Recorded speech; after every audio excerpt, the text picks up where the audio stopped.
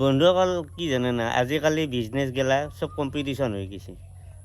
কি সৰুৱে হওক বা ডাঙৰে হওক, চব বিজনেছে কম্পিটিশ্যন হৈ গৈছে। কাৰণ কাষত যদি এটা দোকানী কিবা অলপ মাল উঠিয়াই দিছে, তে কাষৰ দোকানীটো তাকে দেখি সিও পূৰা মাল উঠিয়াই দিছে।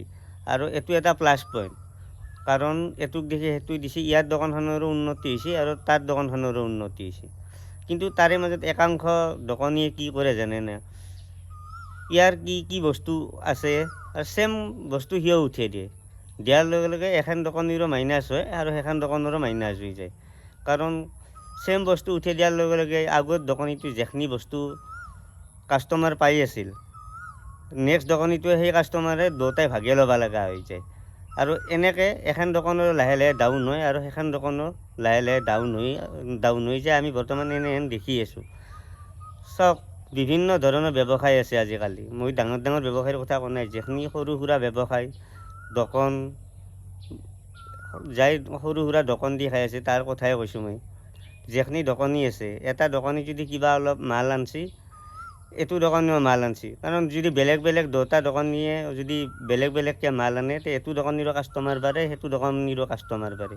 কিন্তু আমি বিভিন্ন দোকানত দেখা পাওঁ, ই যি বস্তু আনে আৰু সিয়াক দেখি দুটামান যদি কাষ্টমাৰ তাত তাকে আহেন দেখে, ই ভাবে ই বহুত টকা এইখিনি বস্তুত বিক্ৰী আছে। নেক্সট আৰু সিও সেই চেম বস্তু উঠাই দিয়ে। একে বস্তু যেতিয়া উঠাই দিয়ে, সেইখিনি কাষ্টমাৰে দুখন দোকানত ভাগ হয়। ভাগ হোৱাৰ ফলত আপুনিতো গম পাই যে বিজনেছ আজিকালি এনেই ডাউন।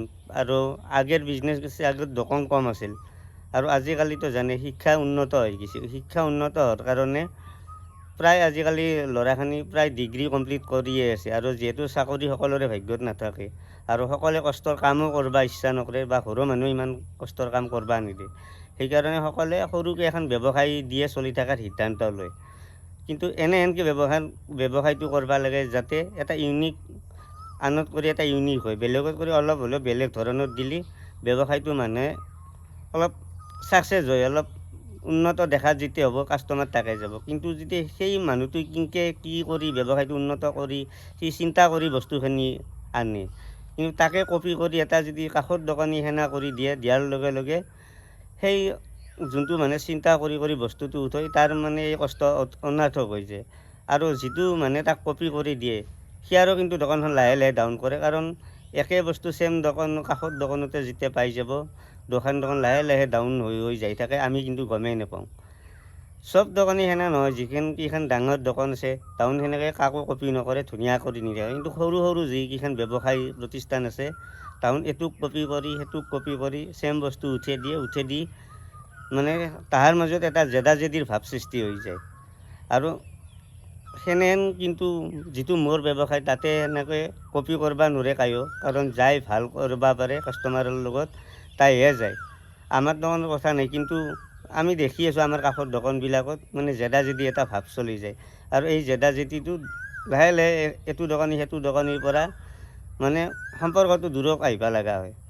আমি যদি এখন দোকানৰ বস্তুখিনি কি আছে, আমি যদি সেই বস্তুটো নুঠে এটা কেনেহেনকৈ আৰু নতুন বস্তু আনিব পাৰি যাতে আমি কাষ্টমাৰক টানি আমাৰ দেখি আনিব পাৰোঁ, সেনেহেনকৈ যদি আমি বস্তুখিনি উঠাওঁ, আমি ধুনীয়াকৈ গোটেই দোকানী আমি লাহে লাহে উন্নত কৰিব পাৰিম।